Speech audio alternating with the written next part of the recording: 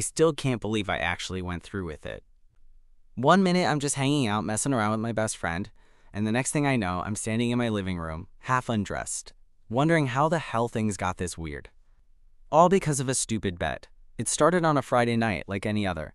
Me, my roommate Matt, and a couple of friends crammed into our tiny apartment, playing some card game that no one really knew the rules to, but everyone was way too competitive about. Matt, who's this effortlessly confident guy with this crooked smile and these eyes that just seem to see right through you, was the instigator, as usual.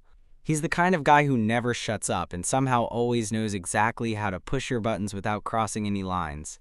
So there we were, and Matt, probably a few drinks in, decides it's a brilliant idea to challenge me to something ridiculous. He goes, "Okay, dude, I dare you to strip down to your boxers by the end of this round." I laughed it off, thinking he was joking, but Matt's grin told me he wasn't about to back down. And since I'm notoriously terrible at saying no to dares, especially dumb ones, I agreed. Here's the thing, I'm not really a show-off. I'm more the quiet guy in the background, the kind of person who'd rather not be the center of attention, but Matt, he thrives on it. So the idea of stripping in front of a group of friends was both terrifying and weirdly thrilling. I mean, who just agrees to that? Apparently me. As the game went on, I kept eyeing Matt, trying to figure out if he was messing with me or if there was some angle I was missing. Then suddenly, he leans over and says, "I'll help you win the bet." My heart skipped for a second because there was this look in his eyes, half teasing, half something I couldn't quite place. What kind of help was he offering? And why did the idea actually make my stomach twist in a good way? I'm not gonna lie, the whole thing felt like a scene from some cheesy movie. But that night, in our cramped living room, lit by the glow of a single lamp and the buzz of half-forgotten music in the background, everything started to feel a little more electric than usual. And just like that, a stupid dare became something way more complicated and way more interesting than I ever expected. So yeah, I stripped. But what happened next? Well, that's where things got really unexpected. So there I was, standing in front of everyone, halfway through the dare, and feeling my face heat up like I was in some weird spotlight. The game had slowed down, and suddenly, the whole room was watching me. I was just about to throw in the towel and say I bailed when Matt gave me this subtle nod, the kind that said, "Trust me, that was it."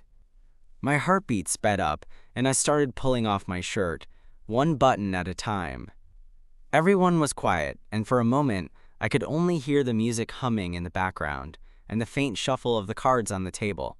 Matt, he didn't say much. Instead, he stood up and moved closer.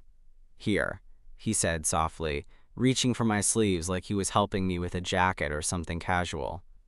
The way he touched my arm was strange, electric, but gentle. I felt the heat rise even more. I wasn't sure if it was nerves or something else. "What are you doing?" I whispered, partly to distract myself, and partly because I wasn't sure where this was going. He smirked. "Helping you win the bet, remember? But I'm thinking maybe we could make it more fun." I wasn't sure what that meant, but I didn't want to pull back. There was something about Matt's calm confidence that made it hard to say no. My friends watched in silence, probably wondering if this was going to be a joke or something more serious.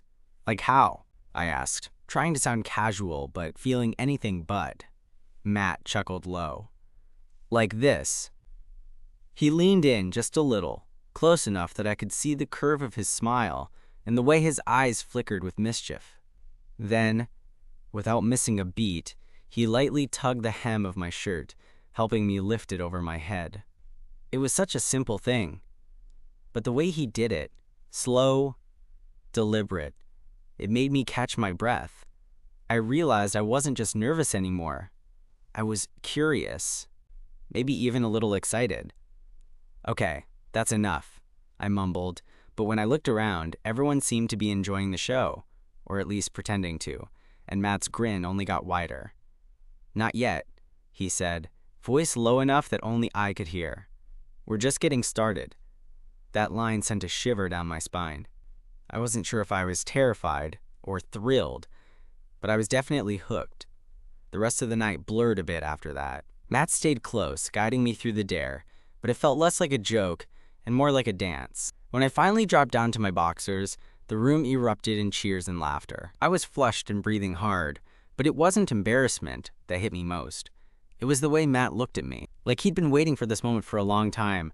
After the game, the crowd started to thin out, and the apartment got quieter. We were left sitting next to each other on the couch. The space between us suddenly charged with something new. Matt's usual chatter was gone, replaced by this intense silence that made my skin tingle. "You okay?" he asked, eyes searching mine. "Yeah," I said, though the truth was I wasn't sure. "You?" He shrugged, but he didn't look away. Never better. That was when I realized maybe the bet wasn't really about the bet at all. Maybe it was about us. Or at least about him wanting to see if there was something there between the teasing and the dares. For the first time, I saw Matt differently, not just as my roommate or the guy who constantly pushed my buttons, but as someone who might actually want something real. The thought was both thrilling and terrifying. We sat there for a while, neither of us moving, just letting the quiet fill the space. And then, just when I thought the moment might slip away, Matt reached out and brushed a stray lock of hair from my forehead. It was so soft, so careful, that my heart did this stupid jump you only read about in books. "Maybe next time," he said, voice barely above a whisper, "we don't need a dare at all." I wanted to believe him. I really did. But for now, I just smiled, because honestly, after everything that happened that night, I had no idea what was coming next, but I couldn't wait to find out. After that night, the apartment felt different. Not in some dramatic overnight way, but in these little moments that piled up like a slow building wave. Matt and I had always been close, roommates, friends since college, but suddenly there was this subtle shift. Like the air between us had an electric charge, almost invisible but impossible to ignore. The morning after the dare, I woke up with the sun streaming through the blinds and a strange mix of excitement and nerves buzzing in my chest. Matt was already up, making coffee in the tiny kitchen, humming something I didn't recognize. When he saw me, that crooked smile crept back onto his face, and I felt a blush rise. "Morning," he said, sliding a mug across the counter. "Sleep okay?" "Yeah," I replied, snagging the mug. The warmth in my hands felt like a tiny anchor. "You?" "Like a rock." He winked, and just like that, the moment felt lighter, less charged.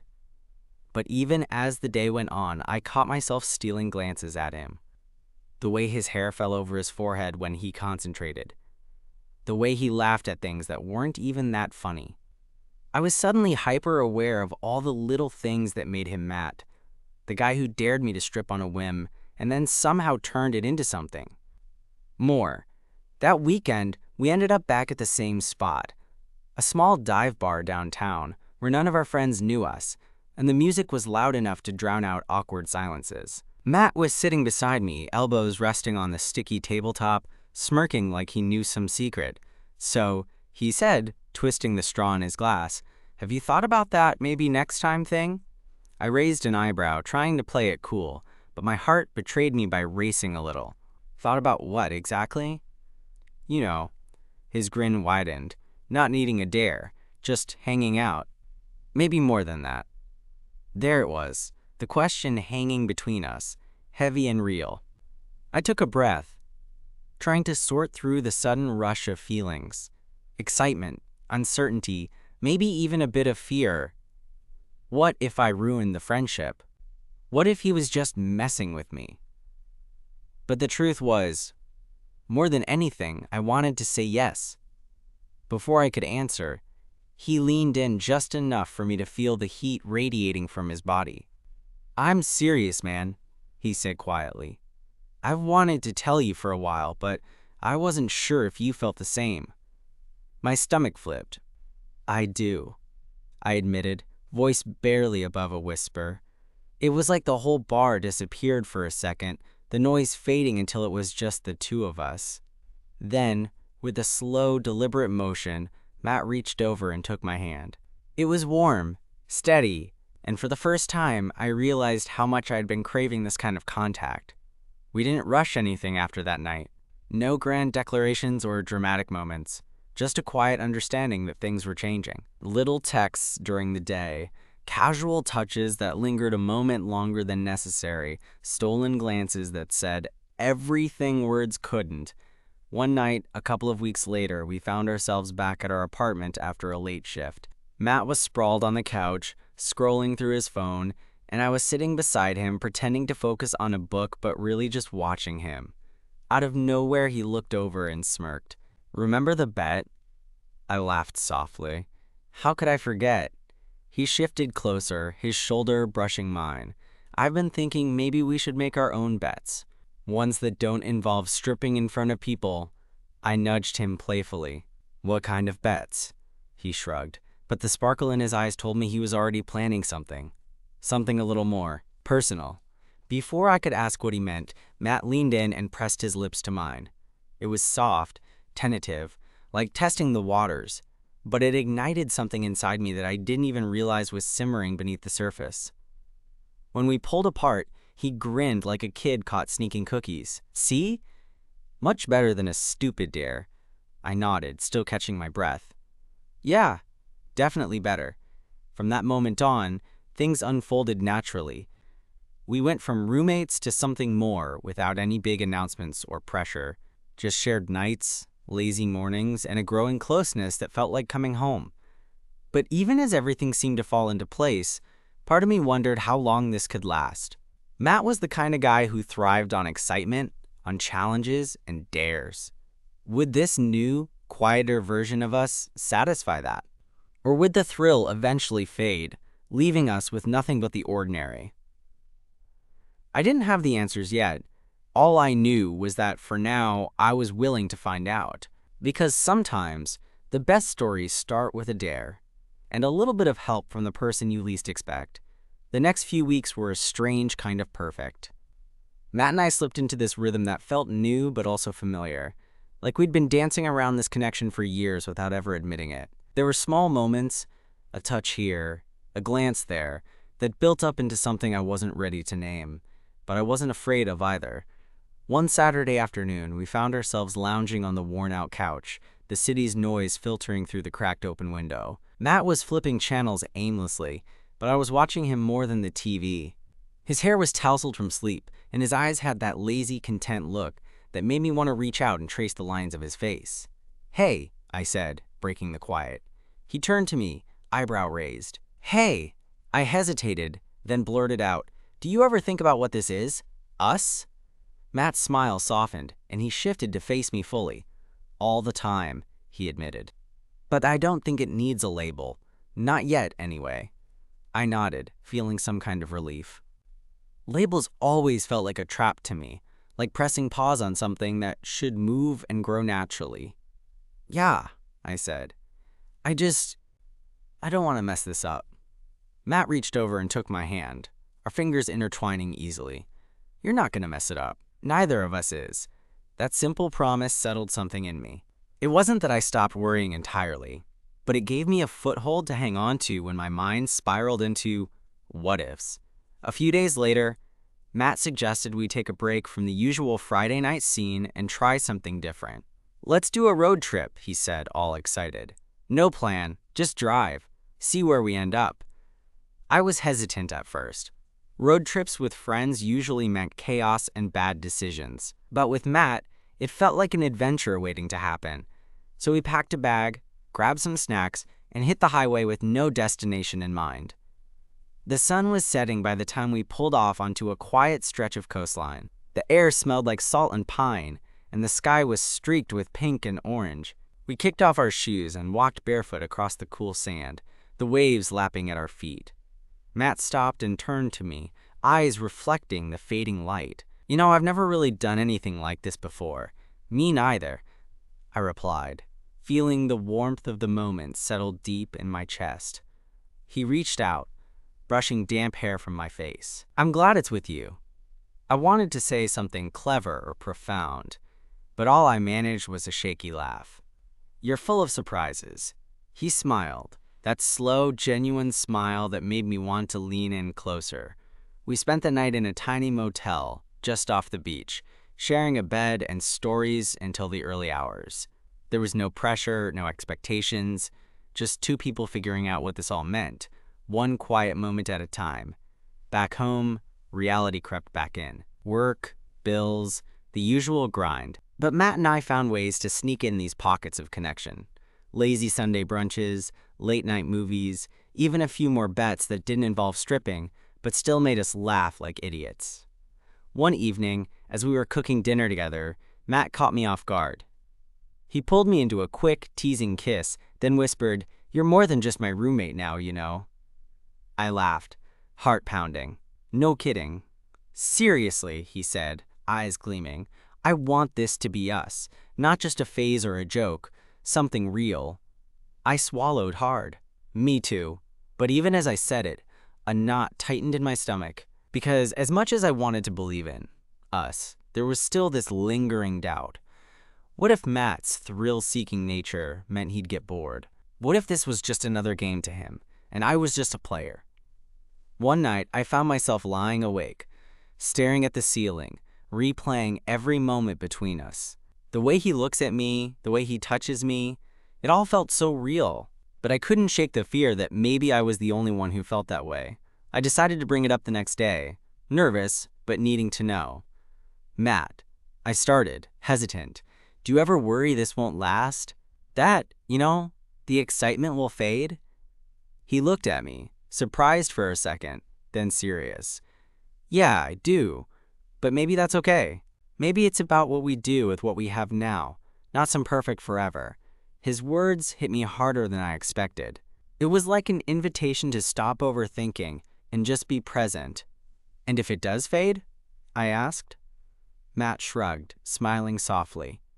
"Then we figure it out. Together." In that moment, I realized something important. Love isn't about guarantees or never feeling scared. It's about choosing someone, even when the future's uncertain. And for the first time, I was ready to choose Matt, no matter what came next. The days after that conversation felt different, like the air between Matt and me had eased into something warmer, less tangled with unspoken worries. It wasn't that all the doubts vanished, they were still there. But instead of gnawing at me, they became quieter, manageable. I think that's what happens when you finally say the hard things out loud.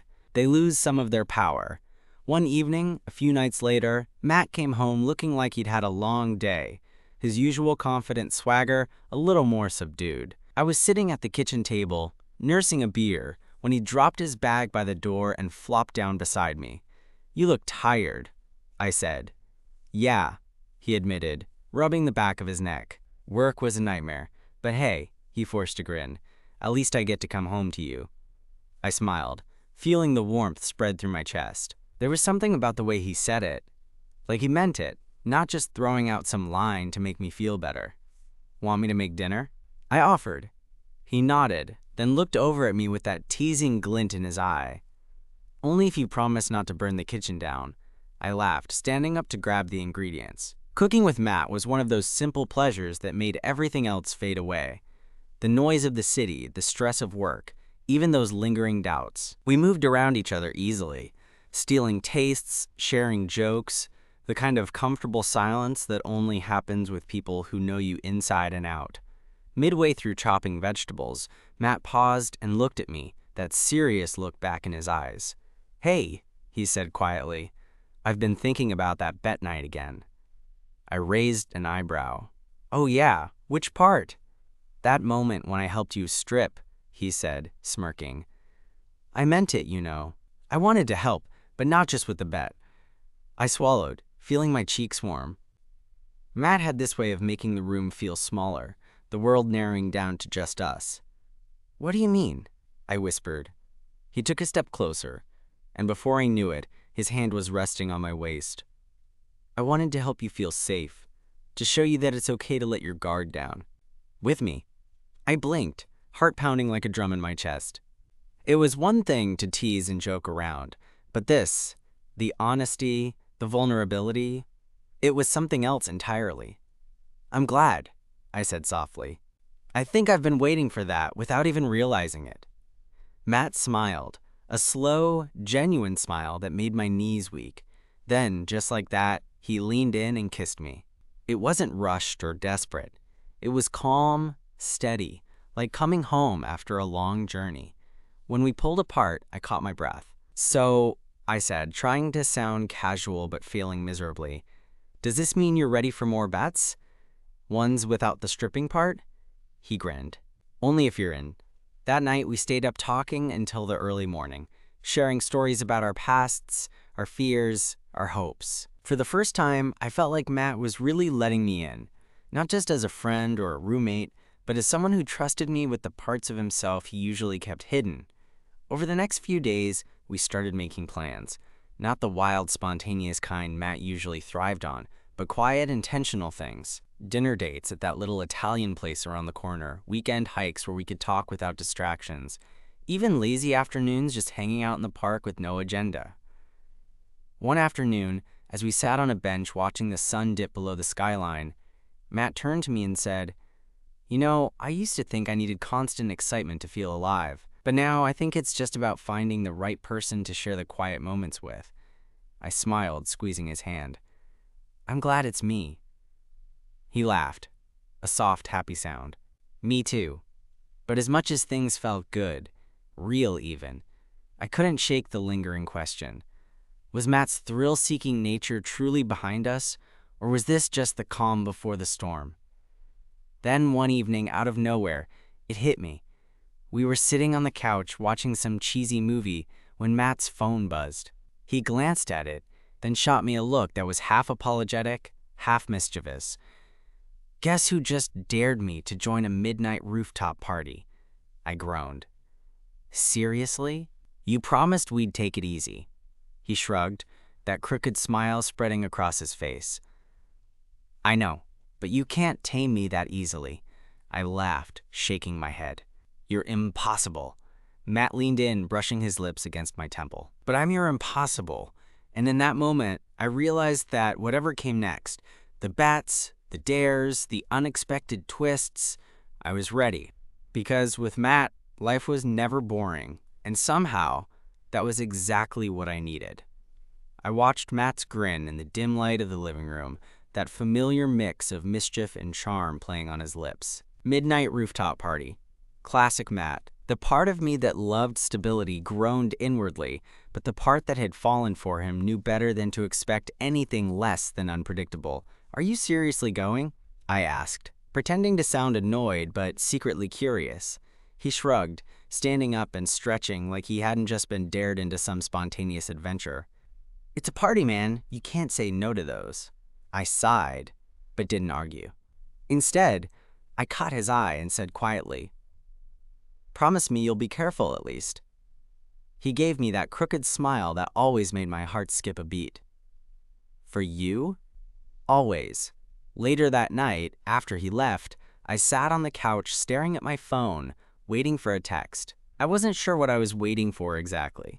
Maybe a sign that Matt was okay, or maybe some reassurance that this wasn't going to blow up in my face. The minutes stretched long, and my mind started spinning through every what-if scenario I tried not to think about. Then my phone buzzed. A simple message from Matt. "Rooftop's insane, you'd love it. Wish you were here." I smiled and typed back, "Don't get yourself into trouble." Seconds later, his reply, "Trouble is my middle name." I rolled my eyes but couldn't stop grinning. The truth was, this reckless side of Matt was part of what drew me in. Beneath all that bravado, though, I sensed there was more. Something deeper he wasn't always ready to share. The next morning, Matt was back before noon, looking slightly disheveled but happy. He flopped onto the couch beside me, and for a moment, he just stared up at the ceiling. "That was wild," he said, voice low. I nudged him gently. "So did you have fun?" He laughed, that genuine, easy laugh I lived for. "Yeah, I did. But I missed this," he said, turning to nudge my arm. I felt my chest tighten in a good way. "Missed what?" "This," he said simply. "Us. The quiet moments. The normal stuff." It struck me how much he craved that balance, even when his personality screamed adventure. Maybe that was the real challenge. Not taming him, but finding a way to meet in the middle. Over the next few days, I noticed a subtle change.